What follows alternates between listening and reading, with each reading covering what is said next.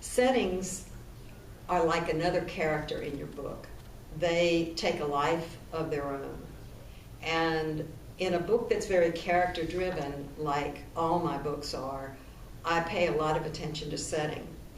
In The Clock Strikes Midnight, the book was set in Decatur, Georgia, which is you would say, on the outskirts of Atlanta. It's a small community, and I love that community. I've been there many times. It's near Emory University.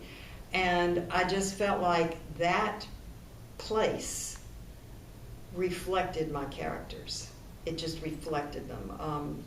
It was the old part of Atlanta.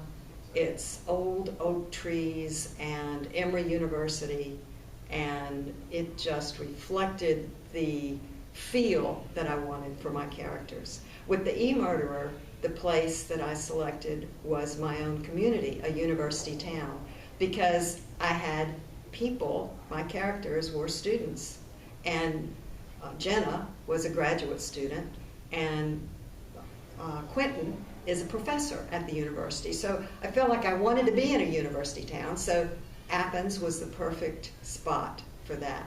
When I got to Murder on Moonshine Hill, I wanted to take Jenna and Quentin out of Athens to another spot. And so I went to the mountains of North Carolina. Well, as it turned out, that book, more than any other, the setting takes a major front and center seat. And part of that was the setting was so beautiful.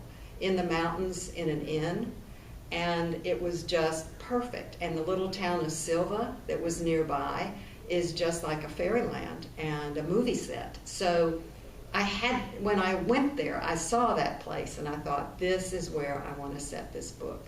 So in my travels, I do look for settings. And recently, my husband and I spent a month in Bologna, Italy.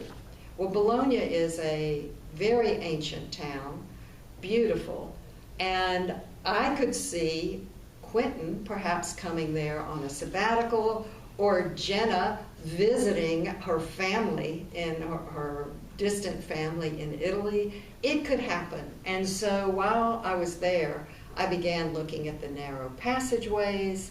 I began thinking about, where would they live, what streets would they walk on, and started thinking that this might be a fun setting for those characters.